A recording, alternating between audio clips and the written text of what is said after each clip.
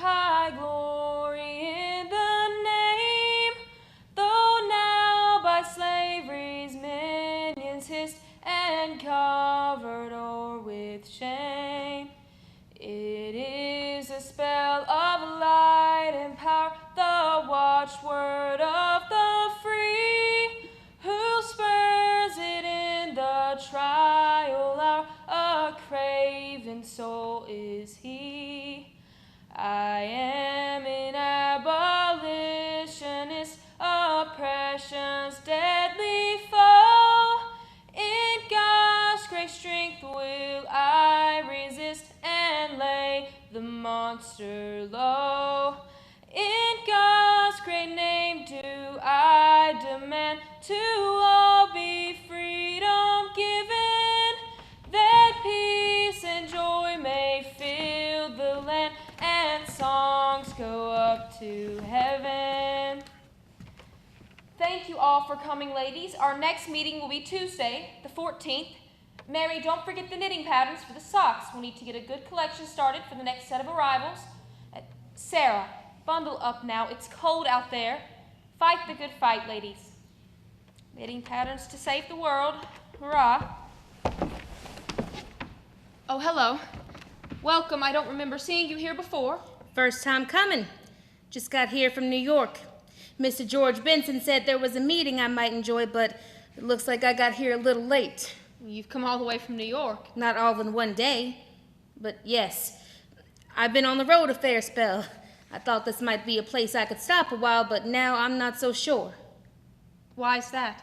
I was expecting better accommodations. This place isn't much to look at, and it's colder than the inside of a whale bucket. The Northampton Association lives simply. It's true. We are a community of hard work and equality, not luxury and worldly comforts. Sometimes hard work comes easier to the hands when the body is wrapped up in a bit of worldly comfort.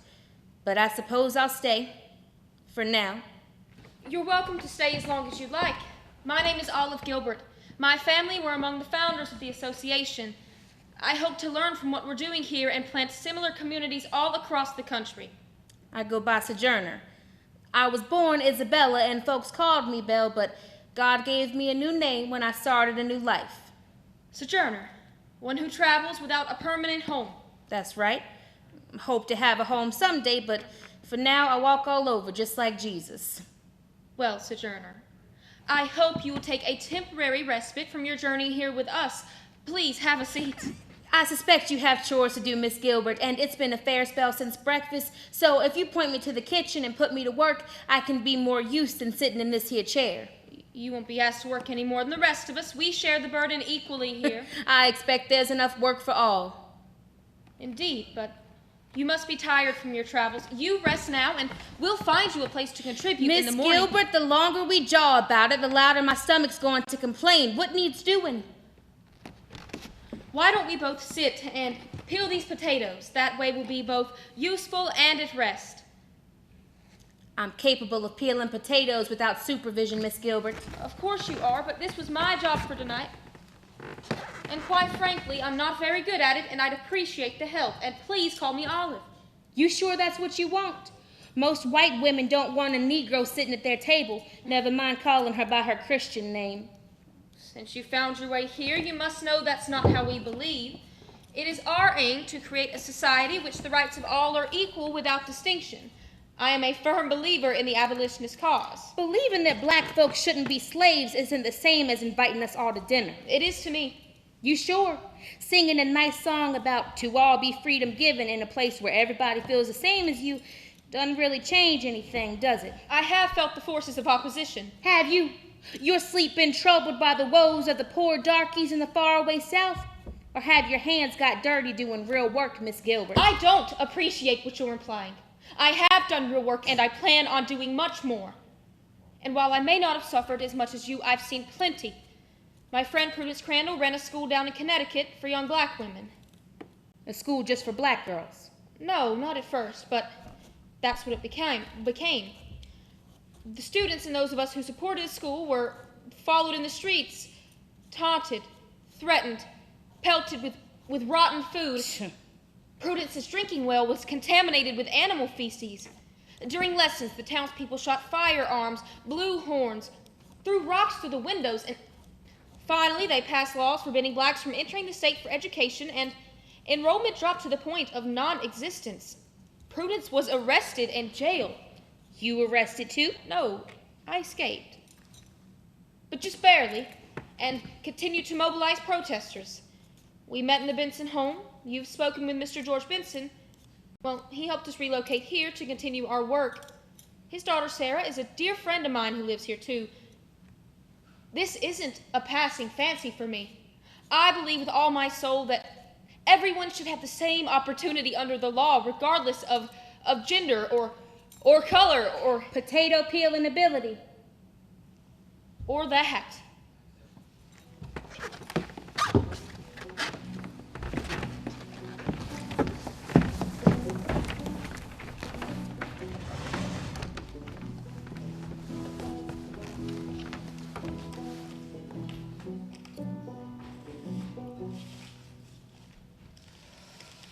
A manifesto of protestation of the treatment of dark-skinned humanity.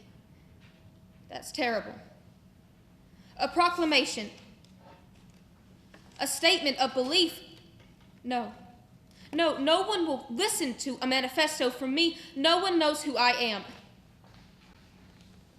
A letter to the editor of The Liberator. Now, that might be a place to start. You might add cornmeal to that shopping list. This is not a shopping list. This is literature. I'm working on my writing. You don't know your letters yet. What?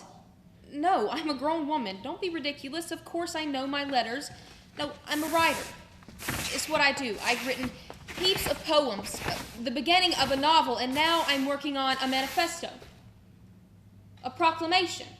What are you trying to proclaim exactly? The plight of the slaves, the work of the Underground Railroads, the ideals of freedom and justice and, everything. I want the eloquence of my words to stir hearts and minds. There's not too many people going to hear a proclamation from that little piece of paper. You'd be better going outside and standing on a stump.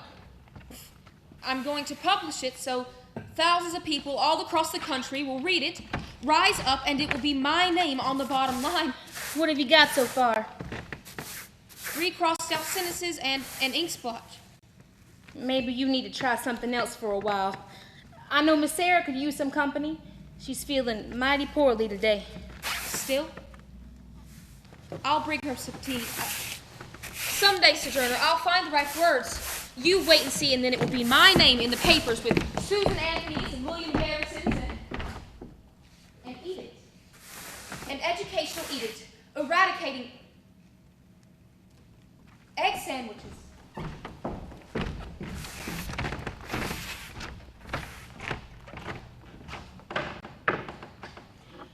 We are going home, we've had visions bright of that holy land, that world of light, where the long dark night of time is past, and the morn of eternity is come at last, where the weary saints no more shall roam, but dwell in a sunny and peaceful home, where the brow celestial gems shall crown, and waves of bliss are dashing round.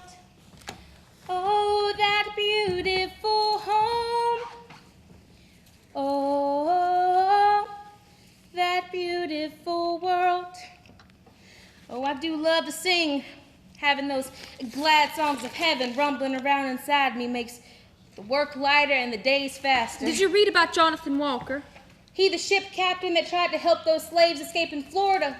Yes. It says here he's been convicted and imprisoned. They branded his hand with the letters SS for slave stealing. Oh, slave savior. Exactly. There are people out there suffering for their beliefs, making a difference in the world, and what am I doing? I'm hanging laundry, writing piles of rejected manuscripts, and I'm watching my friend die. You're not hanging much laundry that I can see. It's sad for us, but Miss Sarah will be seeing her Savior soon. How do you know that, Sojourner? How can you be sure? Miss Sarah loves Jesus, and he loves her for sure. He's waiting on her up in that beautiful home. I just sit there, by her bed, holding her hand. There's nothing I can do. I feel so useless. I'm not making a difference anywhere. You are doing something. You were sitting there by her bed and holding her hand. But what's the point of it all? Sarah is good through and through to her soul. Why doesn't God heal her? Miss Sarah might be one of the few white folks I know that truly understand suffering. That Captain Walker, he might be another. Go get that Bible and open it to Romans 5. I don't really feel like a Bible study right now. God's word tops your feelings. Go on now.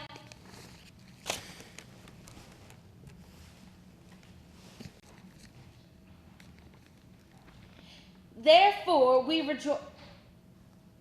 Go ahead, read it. Therefore, we rejoice in the hope of the glory of God, but not only so, we rejoice in tribulation, for we know that tribulation worketh patience, and patience experience, and experience hope, and hope maketh not ashamed, because the love of God is shed abroad in our hearts by the Holy Ghost which is given unto us. Somehow God uses suffering to make the love in our hearts bigger. Don't you see the bigness of Sarah's love? It's her suffering that's been caused that. That's a horrible system. It's cruel. What he must think of me. God knows how you feel whether you shake your tiny little fist or not. Times were when I was a slave, I would look around at the darkness and pain on every end, and I would rail at God and demand he starts fixing this mess he's made. He already knows how we feel, and he loves us anyway. And he loves Miss Sarah. I know that. I do, but I still feel angry. I know that feeling, believe me. All those years of being treated like nothing. Child, I want to kill them. I want to kill all the white folks. I thought I'd be doing God a favor since all the evil I could see in the world seemed to be coming from the whites.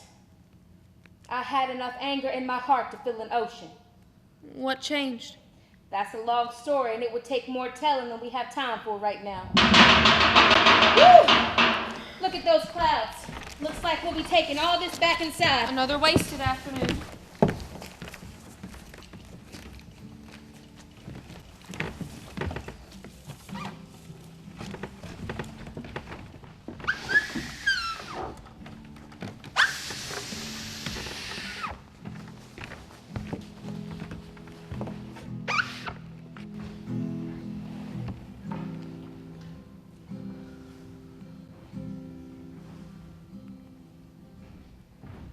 There you are.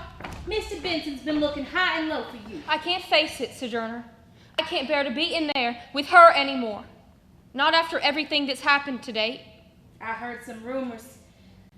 Why don't you tell me what's going on? The association is dissolving. We can't sustain ourselves on the silk farm. There just aren't enough of us to keep things running. Well, nothing good on earth lasts forever, that's certain. We were supposed to be a model for the rest of the country.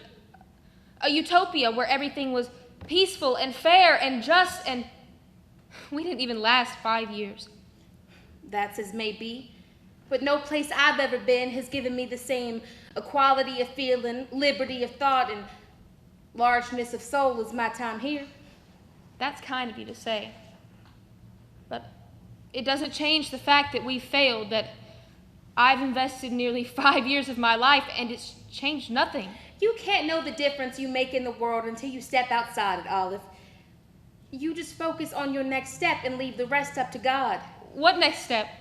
I have no idea what I'm supposed to do now. Me neither. That just means we're supposed to wait and pray. He'll show us when he's ready. Why don't you go read me that new poem you've been working on? What's the use? It's not very good. It'll take your mind off things. Go on now.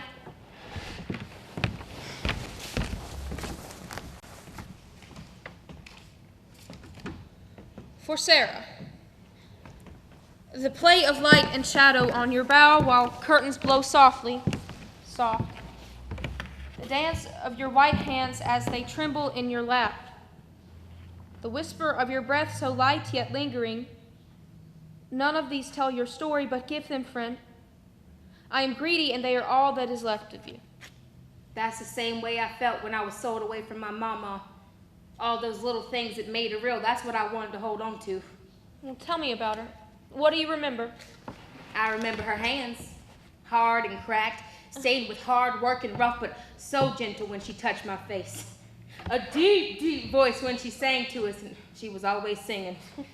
We called her Mama Bet, and Papa was Bomb-Free. That's from the Dutch for tree, because he was so tall and straight. They probably had 10 or 12 children, but most of them were sold off before I was born. I remember my brother Peter, though, named my own boy after him. He was full of mischief, always getting in trouble for being in just the wrong place at the wrong time. He was lucky Colonel Hardenbow wasn't a hard master. Hardenbow? Yeah, he died. Yes, he died before I was born. He died before I was sold off, and my family was torn apart. I remember shortly before we were sold off, Mama Bet sitting in the garden with tears in her eyes. Belle, I want you to remember something. Hold it in your heart and remember it always. There is a God who hears you and sees you. I was surprised. I didn't know there was a such thing as God. I asked her where he lived. He lives in the sky, she told me. And whenever you are cruelly beaten or cruelly treated or fall into any trouble, you must ask help of him, and he will always hear and help you. She told me not to lie and not to steal and to obey my master. Sometimes she would point to the stars and say, "Those are the same stars, and that is the same moon that looks down upon your brothers and sisters, in which they see, though they are ever so far away from us and each other." I remembered her words all my life, and I think of my dear mama every time I look to the sky. Sojourner, have you ever told anyone your story before? About Mama Bet and Bumfrey and how you came to be free and you changed your name? Bits and pieces here and there. But you should tell it all. It needs to be told. You could inspire so many people. Give them hope. The Lord is the one who gives hope. That's part of your story too, isn't it? Probably the only part that matters. Here, write down your story, all of it. You could start tonight. I could help you. Write it down. You mean in a book, like Frederick Douglass did? The narrative of the life of Frederick Douglass, an American slave. Why not? Your story is just as important as his. I know I want to hear it, and I'm sure many others will too. I'm no Frederick Douglass. I'm just a poor black woman from Ulster County. Which is exactly why your story needs to be told. You're relatable. If you could start a new life, so can others who were born into suffering just as you were. Sojourner, if we can do this, if we can tell your story in a way that brings attention to the plight of the slave, you could become a voice for a new generation of black men and women. You could change people's lives. Seems like I've heard that somewhere before. And if we can publish it, you could sell some copies and make yourself some money. I hear Frederick Douglass has done well for himself with his book. Do you think if enough people bought the book, I could buy a place of my own, a place for me and my children to settle in? Why not? All my life I've been somebody else's property, somebody else's idea. Who I was told to me. I didn't get to decide for myself. Even my name was somebody else's. Neely's Belle, Dumont's Belle. I want to be my own Belle. I want to be the one who decides who I am. My story. But you're the writer, not me. I can do the writing, but you'll have to do the telling. Well, are you sure? I mean, I'd be honored to help, of course. All right. I guess maybe we found our next step. All right. The narrative of Sojourner Truth. Okay, pick up where you left off. I can add the part about Mama later. I was 9 years old when I was sold to Mr. John Neely for $100 and a flock of sheep. And that's when the war begun for me. I only spoke Dutch, and the Neelys only spoke English. Well, that must have been terribly frustrating. Especially for Mrs. Neely.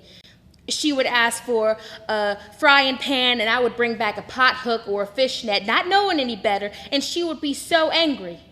I usually tried to grab something soft because if I was wrong, she'd be sure to start beating me with it. They gave me plenty of food, but also plenty of whippings. There was one Sunday, Mr. Neely called me out to the barn. He was inside with a bundle of rods prepared in the embers, bound together with cords. He tied my hands behind my back and gave me the most cruel whipping I was ever tortured with. He whipped me until the flesh was deeply torn and blood streamed from my wounds at 9 years old, and the scars remain to the present day to testify to the fact. Please stop. You quitting already. No, it's just... You wanted me to tell my story. Well, I'm going to tell it then, ugly and all. Yes. All right, of course. I just felt a little faint for a moment. Go ahead. And now when I hear them tell of whipping women, it makes my flesh crawl and the very hair rise on my head. In those hours of trouble, I did not forget Mama's instructions to go to God in all my trials, and I obeyed. I spoke to that stranger in the sky and expected to receive an answer, for Mama told me I should. I even asked for him to give me a new master, and it wasn't long before he did. Martin Shriver, the fisherman and tavern owner. Yes, that's right. I lived with the Shriver family for about a year and a half, and it was a welcome change from the nightmare of the Neelys. They were wild folks, though, and I'm ashamed to admit my moral character was wounded. I even learned to curse and to smoke a pipe from Mr. Shriver. Sojourner, do you still smoke that thing? On occasion. But haven't you heard the scripture that says, nothing unclean will enter the kingdom of heaven? Why, yes, I have heard tell of that. Sojourner, if you smoke, you can't enter the kingdom of heaven, because nothing is so unclean as the breath of a smoker. What do you say to that? I expect to leave my breath behind when I go to heaven. But if it really bothers you, I'll put it away for now. My time with the Shrivers was short, and soon I was sold to Mr. John Dumont, where I worked for another 20 years or so. 20 years is a long time. I'm not sure where to start. Were the Dumonts kind to you? Kind? No. It's complicated. Mr. Dumont used to hold me in a fairly high regard. He used to say I could do as much work as half a dozen common folks and do it well. But Mrs. Dumont, she felt differently. This is hard to talk about. Start with something small. What did you do for them day to day? I worked in the fields, took care of the animals. I did most of the cooking. That's where I learned to peel potatoes. In fact, I got a story about those potatoes. There were these two other hired girls there with me, white girls. One of them, Kate, hated me and did everything in her power to grind me down. She would whisper cruel things to me as she passed and was always looking for ways to talk bad about me to Mrs. Dumont. Then, one morning, for no reason I could see, the potatoes I cooked for breakfast came over all dirty and dingy. I bet I can guess Mrs. Dumont's reaction. John, just look at these potatoes. It's absolutely disgraceful. A fine specimen of that Belle's handiwork. I told you she's slothful and careless, and now you see what I mean. You've got her down perfect. It's like she's sitting here in the room. I had done everything I could to make those potatoes nice and had no idea what had gone wrong. That night, little Getty, the master's daughter, told me that if I would wake her up early the next morning, she would watch the potatoes while I did the milking. Getty had not been watching long when Kate appeared and told her to leave the room. Getty refused and stayed tucked in the corner. But Kate came sweeping up and took the ashes from the fire and dumped them in the potato kettle. With Getty right there. Kate had more wickedness than common sense. Getty ran out to her father and called out, "Poppy, oh Poppy, Kate has been putting ashes in the potato kettle. It wasn't Belle's fault. She wiped them clean." A triumph of justice. Was Kate punished? No. I was, later, by Mrs. Dumont for dragging her daughter into my problems. But that's not fair. There was no fairness in her. But for some reason, I expected more from Mr. Dumont. From that time, I worked even harder to please that man. I often went without sleep and worked through the night just to get as much work done as I could. The others didn't like that. It made them look bad, but I didn't care. You see, I thought that Mr. Dumont was sort of like God, that he could see me at all times. And if I failed at a task, I would confess it to him, believing he already knew, and hope for his forgiveness. I believed that my position as a slave in his house was right and honorable, and any trouble I'd gotten into I brought on myself. But surely you see differently now. I see I'm not a slave no more. Yes, but for when you were and for the many who still are, it is wrong. So wrong. You see, don't you, the absurdity of the arrogant claims of the masters, putting themselves above beings designed by God to be as free as kings, and the stupidity of the slave for in one moment admitting the validity of those claims. Stupidity? I'm sorry, I don't call it stupidity. It was obedience, what I had been taught since I was a baby. I was faithful and true to my master, and it helped me be faithful and true to God. But that very obedience and submission is why your people continue to be oppressed and denied their rights. My mama always taught me to obey the master of the house. And that's the same thing I taught my own children. Lord knows how many times I let my children go hungry rather than secretly take the bread I couldn't ask for. It wouldn't be honest or right. That's just it. The slave masters treat you as less than human and then say that you are the evil one if you try to reach out for something more. They want you so obedient that you never try to reach out for something that's not your own, and then you find out that nothing is your own, not even your own thoughts, your own body. What are you talking about? You are a white woman who's lived all her life in safety and comfort. You've never been a slave. Why do you think you know this story better than me? I'm sorry. I'm sorry. I'm not trying to take over your story. I know it's yours. Do you? Yes, of course. I suppose it just hit a nerve. My father wants to marry me off to a businessman from Cambridge whom I've never met. I won't do it. He may think he has some sort of power to decide that for me, but he's about to find out very differently. Obedience. Did you know there are some women who believe so firmly in the authority of their husbands that they are no better than slaves in their own homes? Just yesterday, I heard a woman say she couldn't make a decision because her opinion had gone west on a business trip. She'd given her husband complete authority over her very mind. Sounds like she didn't have much of one to begin with. Which is precisely why I will never get married. I'll not give up my rights to my own thoughts, to my body, to the meager worldly things I own to a man, just because he happens to keep me warm on a cold night. Never is a mighty long time. You might come to change your mind if the right man come along, or if the night gets cold enough. I think not. Sometimes all it takes is a certain twinkle in an eye, and everything you thought you knew turns upside down. You felt like that with your husband? No, not with Thomas. We were married because we were told to be married. We got along all right, but he didn't twinkle. No, this was before I married Thomas. Tell me. His name was Robert. He was tall and strong and handsome. His nose would wrinkle up like a rabbit's when he smiled, and his laugh was so smooth, like wind in the pine trees. Robert was owned by a mean, hateful man with no heart in him at all. He didn't want Robert coming anywhere near me because he knew if we got married and had children, they'd belong to Mr. Dumont. He didn't want to lose his property. Well, that's despicable. One day, Robert came to see me, but that man followed behind and commenced beating him. He would have killed him right there, but Mr. Dumont came out and told him that he'd have no more blood spilled on his property. So he tied Robert's hands behind his back and led him home, with Mr. Dumont following behind to make sure he wasn't killed. Well, did he recover? I never saw Robert again. But I heard he took a wife from the Catlin household, and shortly after I married Thomas. I didn't love Thomas, but he wasn't unkind to me, and we lived together as husband and wife until I left that place. Well, you had children with him. 5. James, Diana, Peter, Elizabeth, and Sophia. And I'll tell you, I was pleased to increase Mr. Dumont's property. It made me more valuable to him. That's so sad. And I'm sorry, but it's wrong-headed. How are we supposed to convince people about the evils of slavery and to join the abolitionist movement if you keep going on about how devoted you were to your master? Mr. Dumont is a decent man.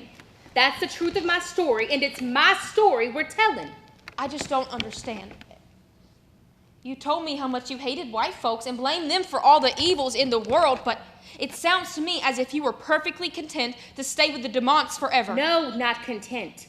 I told you my relationship with Mr. Dumont is complicated.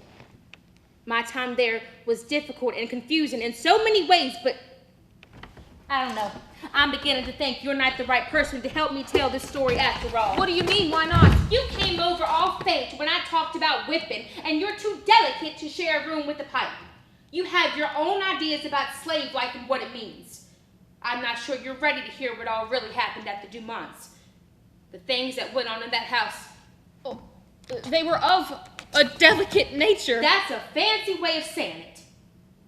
I didn't know of the way things were between men and women, or the ways that women can hurt and shame another woman.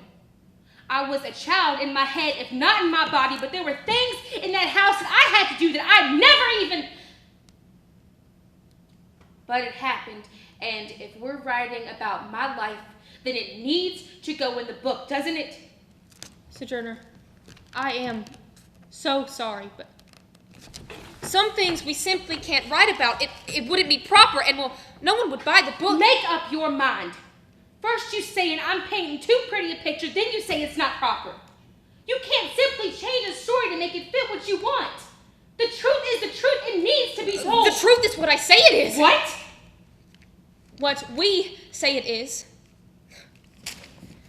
Or at least care needs to be taken in the way that we say it. Perhaps the details aren't as important as acknowledging your suffering and the fact that you were able to move past that. Sounds to me like you're trying to put a bonnet on a pig. I'm trying to write a book. But it's not your book! Fine, you want to do it yourself? Go ahead. No. You think you can do a better job, so go ahead and take the pen. No, Olive, I'm not going to take the pen. I can't do it better. I can't do it at all. I never learned to read. Nor write neither. You can't. Me, a grown woman. Ridiculous, isn't it? No. No, I never. How do you know all those Bible verses if you can't read? I have people read to me. Children are the best. They don't explain it when I ask them to read it over. They just read it over and over again until it goes all the way into my heart. For man shall not live by bread alone, but by every word that proceedeth out of the mouth of God. That's a... I'm sorry, I had no... Don't be sorry. I could teach you. You're smart enough to learn. We can send for some of the primers. Prudence Stop, used... Olive. I don't need you to fix me. I don't need to read as long as I can listen and think.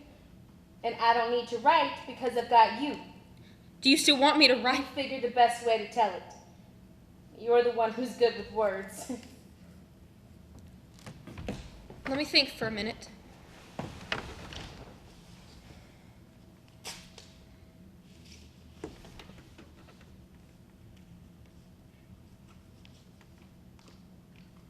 How's this?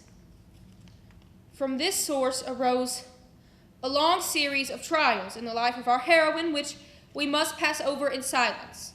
Some from motives of delicacy, and others because the relation of them might inflict undeserved pain on some now living, whom Isabel remembers only with esteem and love.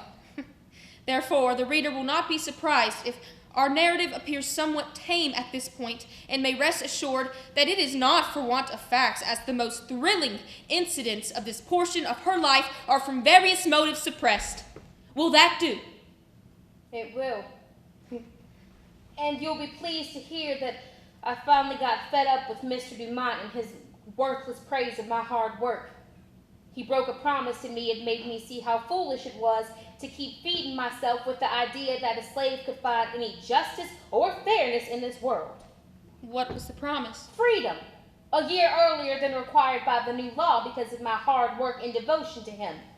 I was to be released on July 4th, 1827, but when the day came... Here, you did a fair imitation of Mrs. Dumont. Let's see if you can do Mr. Dumont, too.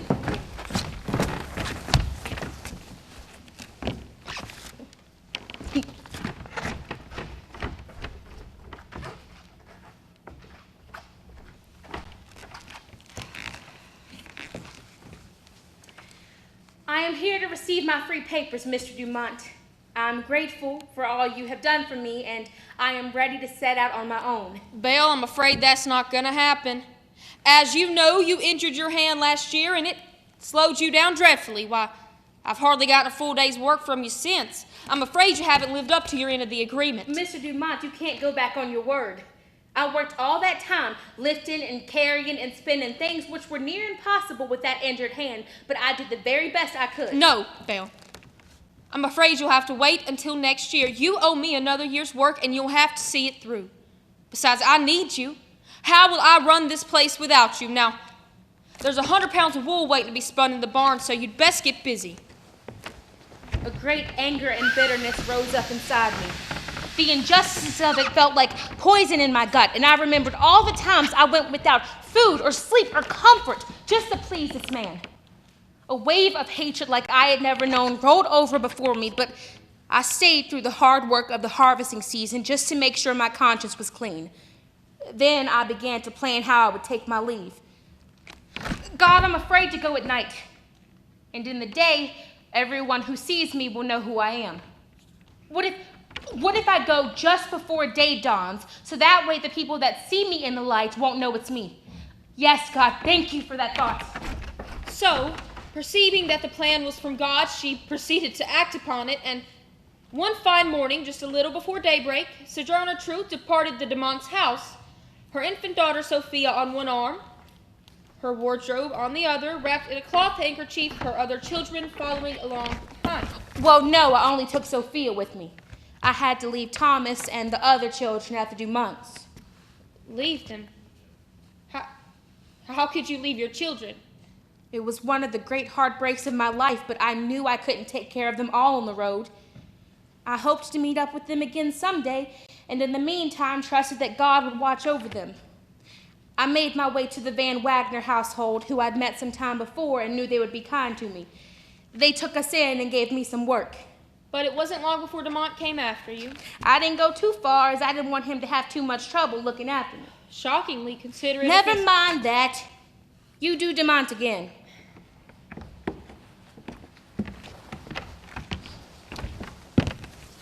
Well, Belle, so you run away from me. No, Mr. Dumont, I did not run away from you.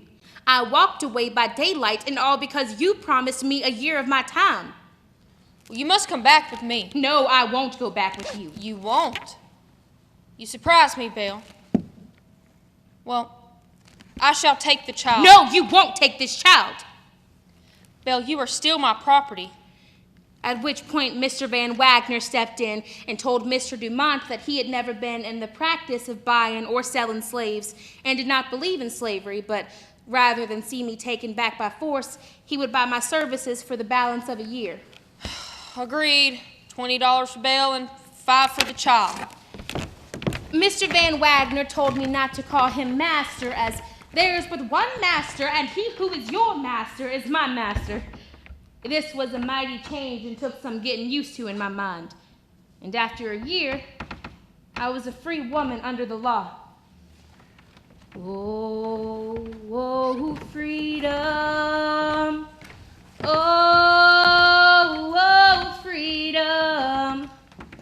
Oh, oh, freedom over me. And before I'd be a slave, I'd be buried in my grave and go home to my Lord and be free. No more weeping, don't you know? No more weeping. No more weeping over me. And before I'd be a slave, I'd be buried in my grave and go home to my Lord and be free.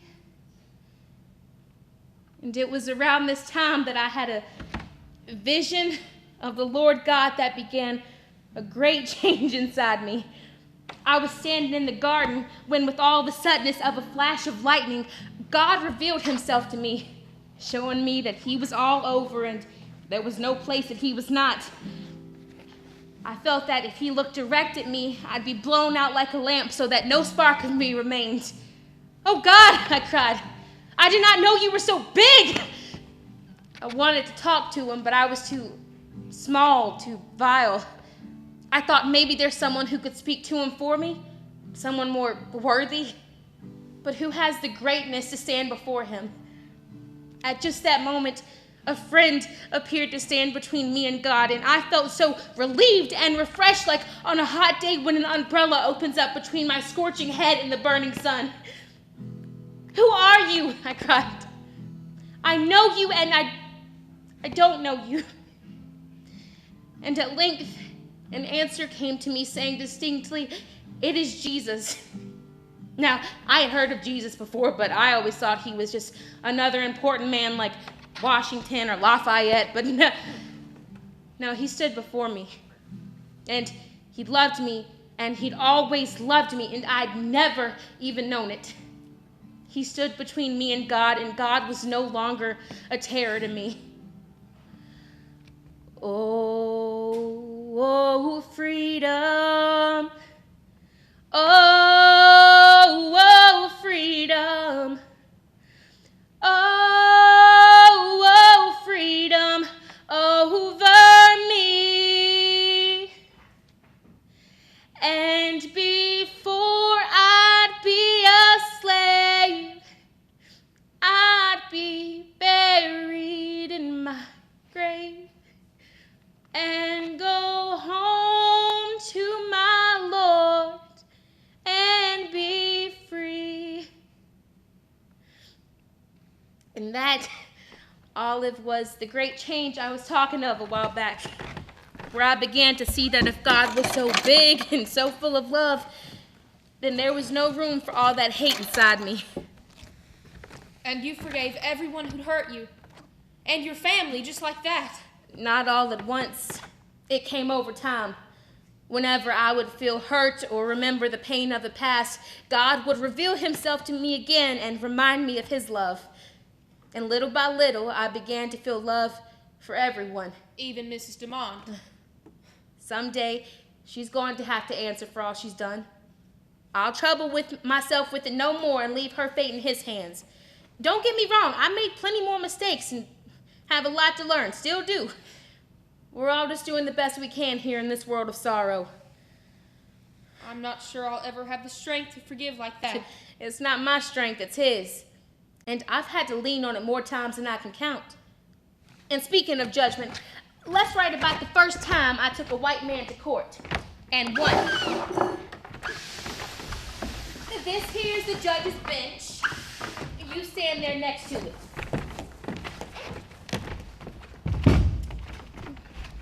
And here's where those white men were.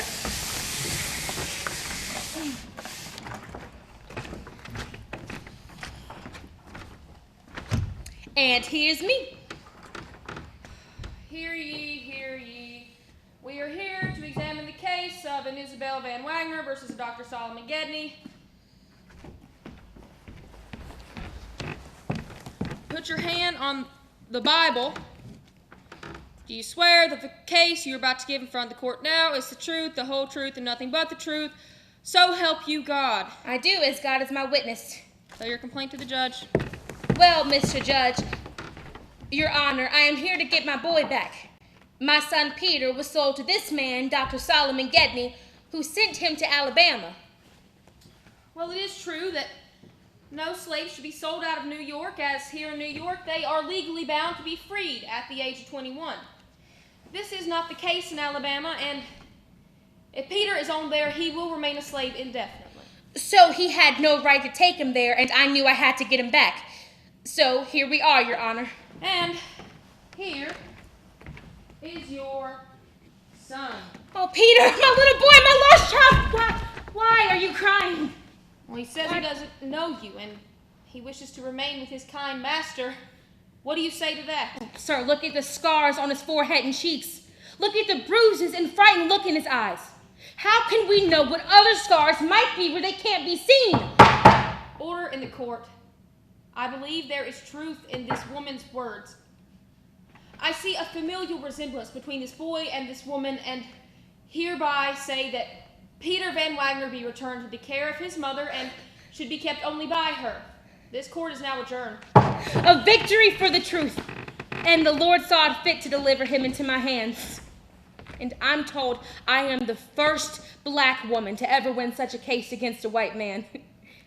And a few years later, I did it again. Another court case? This was after I'd moved to New York and worked for a few different folks there. I got myself involved in a situation that got pretty complicated, but I'm pleased to say that the Lord helped me find my way out in the end. Here, you be the judge again.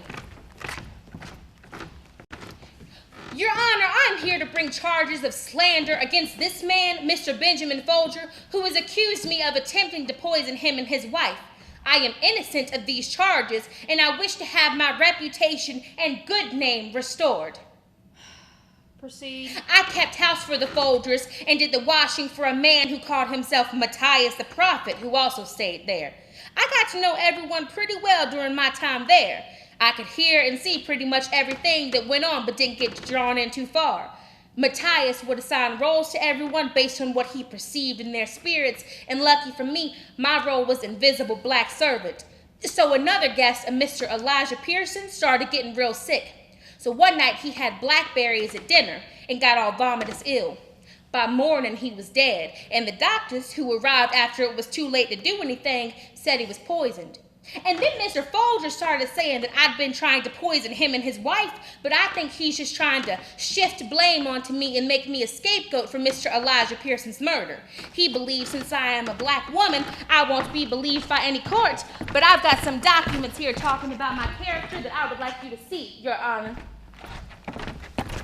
This is to certify that Isabella, this colored woman, lived with me since the year 1810, and that she's always been a good and faithful servant, and the 18 years that she was with me, I always found her to be perfectly honest. I have always heard her well spoken of by everyone that has employed her. John J. Dumont. And there are lots of others there too, Your Honor, and Mr. Folger doesn't have an evidence against me. As Mr. Folger has offered no defense in this case, we are left to draw the inference that his claim was a groundless statement of falsehood and of the most atrocious nature. The court hereby sides with the plaintiff in this libel suit and awards Isabella Van Wagner $125. Once again, the truth prevailed, and $125 went a long way to set my mind at ease, especially since the rest of the money I had been earning had gone into Matthias's hands for the good of the kingdom. I believed so much in him and the goodness of those folks. Broke my heart to see how it all ended. After that, I began to think that New York was just another Sodom and Gomorrah, and that I needed to head east to preach about Jesus and warn people about listening to false prophets. And so you changed your name and you started a new life. My name is no longer Isabella Van Wagner, for that was the name of a slave and a lost soul. The Spirit calls, and I must go, traveling up and down the land, being assigned to people and warning them of their sins. My name is now Sojourner. And because everybody else has two names, God gave me truth, as I was to declare the truth to people. On the 1st of June, 1843, Sojourner Truth departed New York City, taking the rising sun as her only compass and guide, and remembering Lot's wife and her fate, and hoping to avoid that, she departed and dared not look back to the evil city which she was fleeing. And as she journeyed, she spoke to anyone who would listen about the glories of God.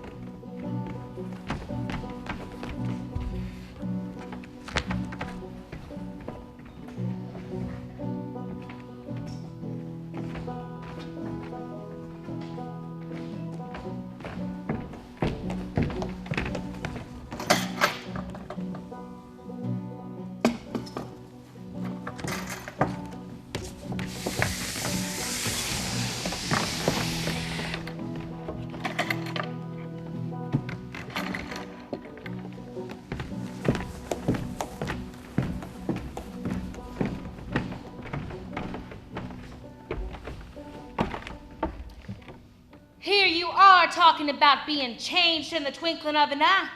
If the Lord should come, he'd change you to nothing, for there is nothing to you. You seem to be expecting to go away to some parlor or way up somewhere, and when the wicked had been burnt, you were going to return in triumph to walk over their ashes. This is to be your New Jerusalem. Now, I can't see anything so very nice in that, coming back to a place as must as this will be. Besides, if the Lord comes and burns as you say he will, I'm not going away. No, I'm going to stand here and stand the fire like Shadrach, Meshach, and Abednego, and Jesus will walk with me through the fire and protect me. Nothing belonging to God can burn, no more than God himself. Such shall have no need to escape the fire. Are you to tell me that God's children can't stand fire? And you preached and sang your way here to us. Thousands of people must have heard you by now. Seems like I can't really stop. Even after coming to a place like Northampton where I thought I'd finally found a quiet resting place. Seems like I just keep going, whether people love what I have to say or if it makes them angry. It makes no difference to me. I just keep doing what the Lord's telling me to do. With all her fervor and enthusiasm and speculation, her religion is not tinctured in the least with gloom. No doubt, no hesitation, no despondency spreads a cloud over her soul, but all is bright, clear, positive, and at times ecstatic. She puts her trust in God, and for him she looks for good and not evil. She believes that perfect love casts out all fear. Laid it on a little thick there at the end, didn't you? What'll sell books.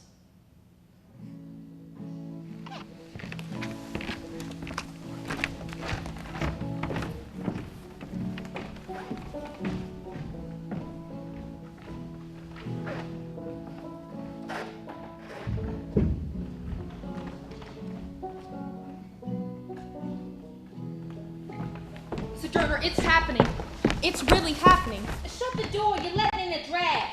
The meeting will be in Worcester at the end of October. That's only a couple of days' journey. We have to go. You will come, won't you? What are you talking about, Olive? I believe I've just had enough about going to meetings. I believe I've said all I had to say. Besides, I'm just getting settled here in my new house. Well, I know you are, and I know how nice it feels for you to say, my new house. Do you want to say it again? Fine. My new house. Who would have thought this little book about my life could finance a cozy place like this? I'm perfectly content with my feet up and my knitting. You can't change the world with knitting patterns, Sojourner. Lucretia Mott and Elizabeth Cady Stanton have finally done it. First, Seneca Falls, then Rochester, and now the first National Women's Rights Convention. We can't miss it. They may even ask me to speak as the amanuensis of your narrative, after all. They may be interested in what I have to say. The what of my narrative? Amanuensis is someone who writes for someone else. They make up words for just about anything, don't they? History is being made, Sojourner. Will you come? Seems like this old body don't just get to sit down anywhere for much long. Well, Sojourner, one who travels without a permanent home.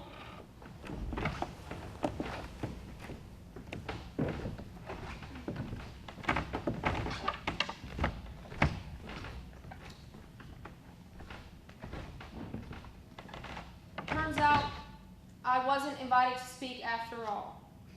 Lucretia Mott spoke, and Frederick Douglass, and Sojourner Truth. She spoke twice. Turns out I had some things to say after all. Sisters, I'm not sure on what you were after. If women want any more rights than what they got, why don't they just take them and not be talking about them? Apparently, the complexities of attaining equal rights for women was yet to be revealed to Sojourner. Seems some of you are only interested in women's rights if those women are the same color as you. Now, a resolution has been passed to include the trampled women of the plantation and your attempt to see women vote, get an education, and own property. But there's been some loud criticism to that idea. Some of you are only worried about if a divorced woman can keep her jewelry or if women should be allowed to wear bloomers, but here's what's clear to me. We need equality before the law without distinction of sex or color. You were brilliant, Sojourner. They were hanging on every word. That's because I'm the only black woman who spoke. I'm a curiosity. Why are you looking so gloomy? What? No, I'm fine. I just wanted to tell you. Wendell Phillips and William Garrison have invited you on their lecture circuit. They're going all throughout New England, New York, and possibly even further west. They think your voice will make a great difference in the movement. Well, I suppose that'll be all right if people really want to hear what I have to say. Why don't you come along? Well, they didn't ask for me.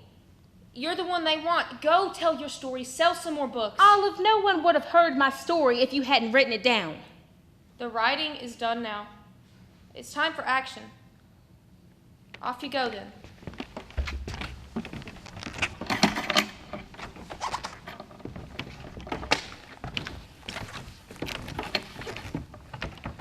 I'm pleading for my people, a poor downtrodden race, who dwell in freedom's boasted land with no abiding place. I'm pleading that my people may have their rights restored, for they have long been toiling and yet have no reward. What you have to say is no more important than a flea. Well, then I hope to keep you scratching. Woman, you must stop this bold and sinful mockery of preaching. You must be reconciled to God. Reconciled to God? Why, I ain't got nothing against God. Why should I be reconciled to him? God always been mighty good to me. He delivered me out of slavery and has kept mighty good care of me since. You ministers would have kept me in bondage. Why, I ain't got nothing against him. You dare come into our church meeting and attack us for our reluctance to condemn the white man's God-given right to own slaves. Why, I'm afraid he would knock me down at any moment for listening to such blasphemy. God knock you down. Don't be scared. I don't expect God ever heard from you. Why, you anti-slavery types are nothing but women and donkeys. You know, I heard a story about a man named Balaam in the Bible who also got mighty mad at a donkey. That donkey was carrying Balaam along and then stopped in the middle of the road because of an angel that God put in its path. But it seemed to me it were the donkey and not the man who understood what God was really trying to do. Well, the Bible don't say nothing about the Constitution. Are you against the Constitution, old woman? Well, children, I talk to God and God talks to me.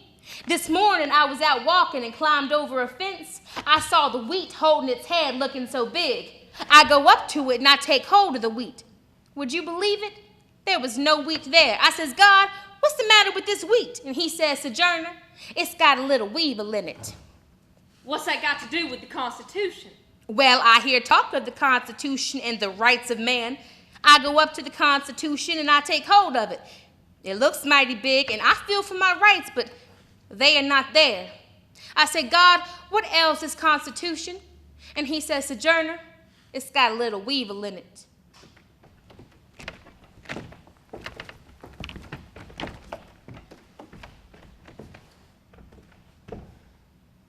Ladies and gentlemen, my name is Frances Gage, and I'd like to thank you all for joining us here in Akron for the Ohio Women's Rights Convention. You have listened most patiently and attentively today to many speakers, some of whom support our cause for women's rights and others whom are against it. You've heard clergymen claim that it was God's will for women to be less than men, as women sinned first in the garden and are therefore inferior to men, and for blacks to be a subservient race. You've heard it stated that a woman's job is at home, raising her children. You've heard all these things and more. May I speak? Sojourner Truth. I have a few words I want to say about this matter. I am a woman's rights. I have as much muscle as any man and can do as much work as any man. I have plowed and reaped and husked and chopped and mowed, and can any man do more than that? I have heard much about the sexes being equal. I can carry as much as any man and can eat as much too if I can get it. I'm as strong as any man that is now. As for intellect, all I have to say is, if a woman have a pint and a man a quart, why can't she have her little pint full? You need not be afraid to give us our rights for fear we will take too much, for we can't take more than our little pint to hold. The poor men seem to be all in confusion and don't know what to do. You will have your rights and they won't be too much trouble. I can't read, but I can hear. I have learned from the Bible and have learned that Eve caused man to sin. If woman upset the world, do give her a chance to set it right side up again. You have heard the lady talk about Jesus and how he never besought woman from him, and she is right. When Lazarus died, Mary and Martha came to Jesus in faith and love and besought him to raise their brother from the dead. And Jesus wept, and Lazarus came forth. And how came Jesus into this world? By God who created him, and woman who bore him. Man, where is your part? But the women are coming up, blessed be God, and a few of the men are coming up with them. But man is in a tight space. The poor slave is on him, the woman is coming on him, and he is surely between a hawk and a buzzard. Now, I know how much it annoys you to hear a black woman speak about justice and freedom. Blacks and women been put down for so long, nobody thought we'd ever get back up again. But we will come up again, and now here I am. Sojourner, you're back. How was the tour? I've heard so many reports already, and you're in the papers all the time now. Look, the Weekly Chronicle, the Liberator, the... Words. It makes me tired. 2 years was long enough without a break. I needed to see my children and my friends. What have you got there? I had some pictures taken. I thought I'd take them out the next time I go on the road and see if I can sell them to folks. Next time. Already planning another grand tour. I sell the shadow to support the substance. Clever wording. I learned from you. What's that you're holding? It's a book. It's called Uncle Tom's Cabin. It's absolutely wonderful. It says everything I have always wanted to say about the evils of slavery and the treatment of black people, and it's a response to the Fugitive Slave Act. Good for you, Olive. You wrote this and got it published while I was away. No, a woman named Harriet Beecher Stowe wrote it, not me. She lives not far from here in Andover. In fact, she's asked that you come visit her while you're home. It's an honor. She's quite a famous writer. I'll be happy to visit her. I could have her put an autograph on the book for you. Yes, of course, that would be perfect. When do you head out again? Soon. Very soon, but not for long. I'm getting up there in years, and I expect folks will be tired of me before much longer. Well, you underestimate how many people love you, my friend, as usual. And it was 6 years before I heard from her again. Dear Olive, I'm writing you this letter through a neighbor here in my new place of residence in Harmonia, Michigan. I'm more than 60 years old now, and the traveling life has become wearisome. I have family here, my daughter Elizabeth and grandson Sammy, and there are lots of other folks settled in this area. The mayor of nearby Battle Creek even worked on the Underground Railroad, so there are lots of like minds. I feel content now that I will be able to leave the standard up to everyone else, while I sit on the porch and listen to Sammy read to me from the Bible. Not explain it, just read. Sojourner, I write to you today with a heavy heart, having just read the Supreme Court's recent decision on the Dred Scott case. I wasn't sure you'd hear about it up in Harmonia, so I thought I'd better write. A slave living in a free state, Dred Scott sued for his liberty, but the court has decided that slaves are property and therefore not citizens and haven't the legal right to sue. I fear the repercussions this decision will have on our cause. Dear Olive, Dred Scott has made it clear that the Lord isn't quite done with me yet. Slavery must be destroyed, root and branch. So, I have uprooted myself from the porch and gone out on the road again. I had an interesting encounter in Indiana with one I hesitate to call a gentleman, who insisted I was a man impersonating a woman due to my deep voice and bold manner. I'm somewhat ashamed to admit that I proved him wrong by revealing a woman's body beneath my blouse. My friends say my age has made me indiscreet. It is difficult for me to rise some mornings, but once I'm up, I can go as long as a woman half my age.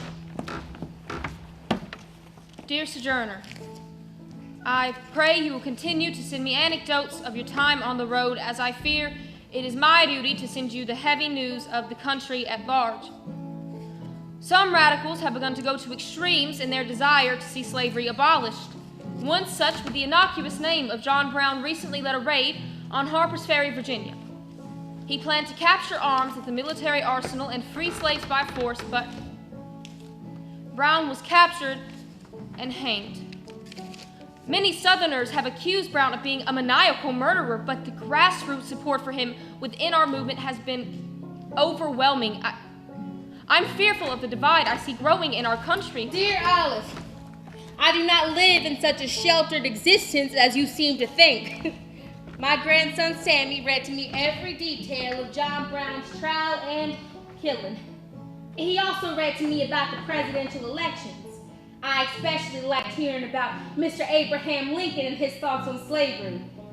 A house divided amongst itself cannot stand. This nation cannot permanently endure half slave and half free. I do not believe the Union will dissolve. I do not believe the house will fall. But I do believe it will cease to be divided. Well, I think he's just about right. The slave owners in the South are real unhappy about his election. They say 11 states have broken off and formed a confederacy. I feel like the house is a shaking. Dear Sojourner, we are at war. God have mercy on us all. Dear Olive, the divide continues. Even the army don't want black folks in it. Many blacks have volunteered to join the fight to end slavery, but were turned away. But did you hear? Mr. President Abraham Lincoln stepped in and ordered a black union to be allowed to fight. From all over the country, black men have volunteered to join the 54th Massachusetts Volunteer Infantry, including my own grandson, James. I only wish I could have joined them. James has stepped forth to redeem the white people of the curse that God has sent upon them, and if I could, I would be on deck as the Joan of Arc to lead the army of the Lord, for now is the hour and the day for the colored man to save his nation. And here I sit, knitting socks. I even rewrote some of the words to the battle hymn of the Republic, especially for the black soldiers. She's a writer now. We are the valiant soldiers who've enlisted for the war. We are fighting for the Union. We are fighting for the law. We can shoot to rebel farther than a white man ever saw as we go marching on. Glory, glory, hallelujah. Glory, glory, hallelujah. Glory, glory, hallelujah, as we go marching on. On January 1st, 1843, President Lincoln signed the Emancipation Proclamation ending slavery throughout the land. We all gathered in nearby Battle Creek, and there was singing and dancing and many joyful speeches. As it happened, I celebrated so much that word got out that I had rejoiced myself right into the kingdom of God. In fact, a few days later, Sojourner suffered a stroke, and rumor had spread that she had died. But fortunately, I was able to prove it was only a rumor by visiting her bedside. The news of her death was printed in the Anti-Slavery Standard, and Harriet Beecher Stowe wrote a piece memorializing Sojourner and remembering their meeting 10 years before. People all around read this article titled "The Libyan Sibyl." and heard about Sojourner Truth and her cause. Now, what on earth is a Libyan Sibyl? Sibyl comes from an ancient Greek word meaning prophetess. Sort of like the prophets of the Bible, hearing God's truth and speaking it to the people. Yes, like that. In classical Greek mythology, the Libyan Sibyl told of the day when that which is hidden shall be revealed. Libyan means she was from Africa. She wrote in this article that I'm a full-blooded African. Now, I'm not from Africa, I'm from New York. She knows that. And what's that she had me saying? Well, honey, the Lord bless you. I just thought I'd like to come and have a look at you. You've heard of me, I reckon. Well, I don't talk like that, calling folks honey all the time. And how she describes Sammy again? She calls him the fattest, jolliest, woolly-headed little specimen of Africa that one can imagine. All of that article is barely even true. She wrote about someone completely different she made up in her mind. Well, she also says you're dead. Pretty sure that's not true either. She goes on to recount much of the same story you told in the narrative. Why then people should read from that and get the truth of it? Well, apparently the truth is slippery. There's another article here by Mrs. Frances Gage. Remember her? She published a version of your speech from the Ohio Women's Rights Convention. A version? Uh-oh. All right, let's hear it. I'm not sure I can read it the way it's written out here, but I'll try. Well, chillin', what there's so much racket, there must be something out of kilter. I tain't twixt the Negroes of the South and the women at the North. All of talking about rights, the white men will be in a fix pretty soon, but what's all this here talking about? That man over there say that woman needs to be helped into carriages and lifted over ditches and to have the best place everywhere. Nobody ever helps me into carriages or over mud puddles or gives me any best place, and ain't I a woman? Look at me. Look at my arm. I have plowed and planted and gathered into barns, and no man can head me, and ain't I a woman? I could work as much and eat as much as a man, when I could get it, and bear the lash as well, and ain't I a woman? I have borne 13 children. And all right, that's enough. Just stop. 13 children. I only remember having 5. I wonder what happened to the rest. Sold off in slavery, apparently. Well, she got most of the main ideas right, I suppose. What was wrong with the words the way I said them the first time? I believe she's trying to make a symbol out of you. She and Mrs. Stowe both, an idea to hold up to champion the cause of women's rights. Why didn't she write a storybook then called Ain't I a Symbol? They're just 2 more white women trying to turn my life into something it wasn't. I thought I'd gotten past that when I knocked some sense into you. That was uncalled for. True, but uncalled for. Don't you understand? It's about more than just you now. You've become an important figure in the women's movement, and these are popular articles written by famous women. That means that people all over the country will know who you are and what you stand for. Well, they might know somebody, but I'm not sure it's me. I'm a real person, not some made-up Southern African prophet, honey child mammy. Maybe that's an easier image for people to understand than trying to get to know who you really are. Well, maybe people shouldn't be looking for the easy way all the time. Well, not if they want to understand you. Where do you think you're going? I have a little trip I need to make. A trip? Where? Washington, D.C. I'm going to visit the president. Of course you are. He's probably tired of important figures and could use some encouragement from a real person for a change. There are a lot of folks on one side hating him for trying to free the slaves, and a lot of folks on the other side hating him for not doing it fast enough.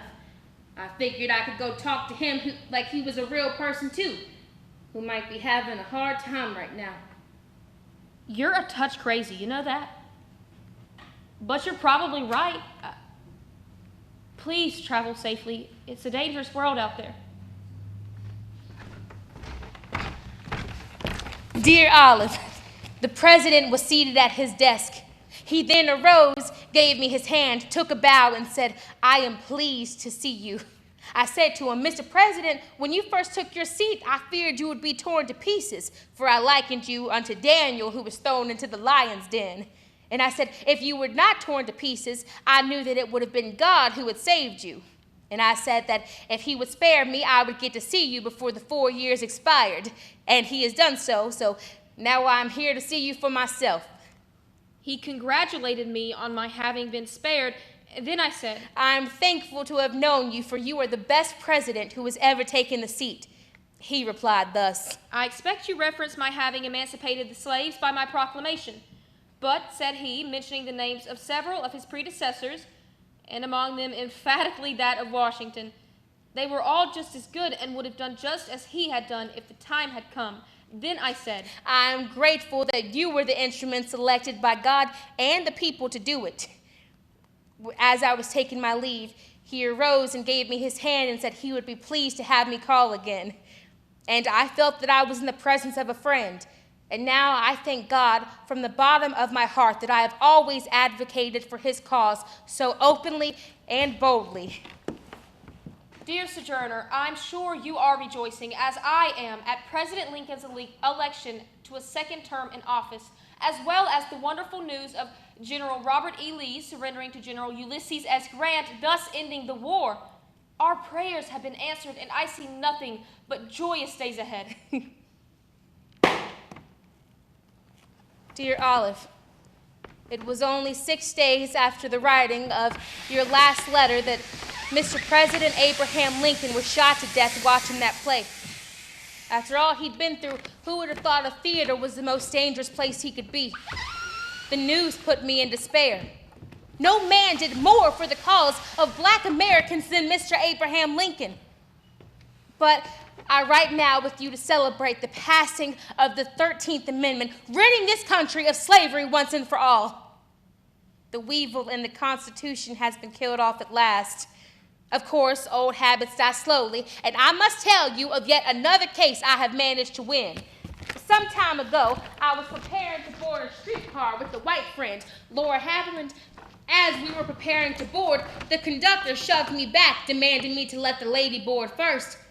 I spoke up, saying, I am a lady too. Do not push her, sir. You cannot push her off this car. Why, he says, does she belong to you? No, she belongs to humanity. And then he pushed me against the door and injured my shoulder.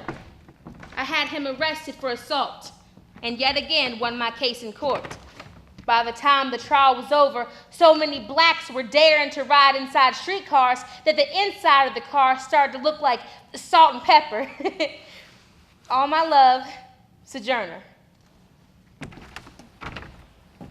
Dear Sojourner, I am proud and thankful that you have made your power felt with such little book education.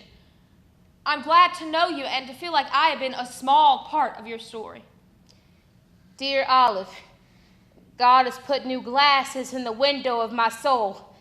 If there is still work for me to do in this life, I will persist until the day he calls me home. But I fear that may be soon. Come see me if you can.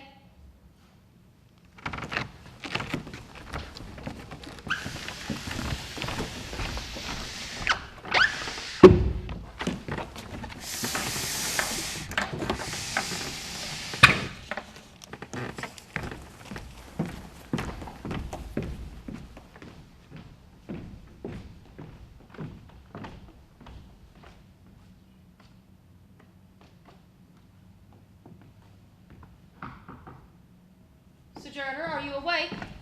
That you, Olive? My eyes aren't as good as they used to be. It is indeed. You look well. It's a little too late to start lying to me now, Olive. I was so sorry to hear about Sammy's unexpected death. He was too young. I know how dear he was to you. Still is. But I'll be seeing him again soon. Do you need me to do anything for you, to get you a glass of water, a new blanket? No. You just sit there. No, I'm no good at this. I never have been. I need there to be something I can do. There is. You sit there and you hold my hand. Yes, that's all I've ever been good for. Sitting, watching, witnessing that, and knitting socks. Don't you be foolish now. All the time I've known you, you've been trying to write your name across the sky and let everybody know how important you are. It's time to see that you're no better or worse than any of the rest of us, especially me. How can you say that? You've done so much. You've changed the country, helped rewrite the Constitution. You met the president. And at the throne of God, I will be one of a million in a great cloud of witnesses just like you. Are you afraid to die, Sojourner? No, but I'm not going to die, Olive. I'm finally going home.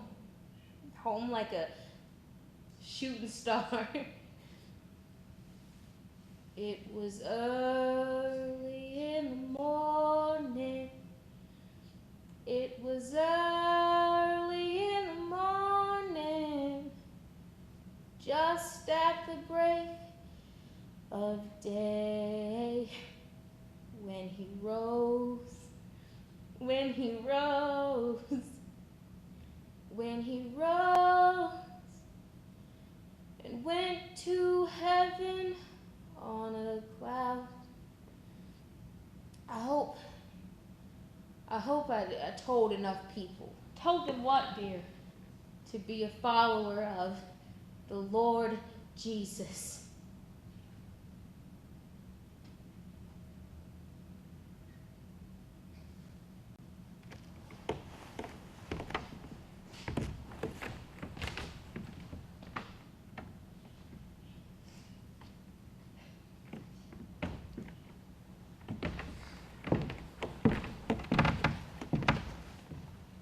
Those were the last words I ever heard her speak. Sojourner Truth died at approximately 86 years old, though papers still struggle to find the truth of her death, much as they did the truth of her life. Some reported her as being 114, some 108. Even her gravestone listed her age of death as 105. All these papers, letters, documents, facts, and we still can't get it right.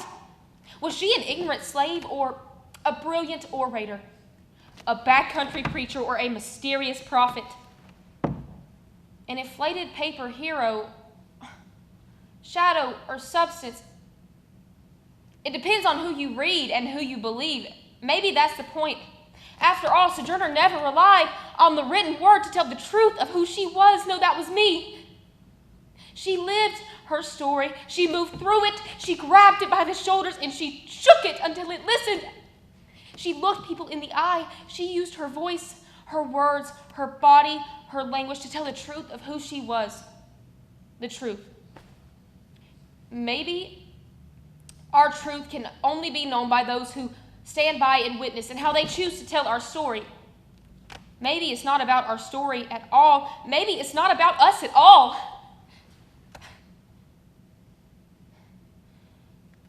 Maybe it's just about finding our way home.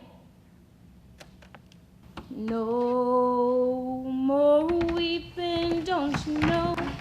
No more weeping.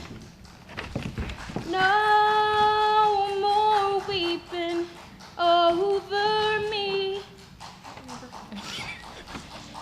And before I'd be a slave, I'd be buried in my grave and go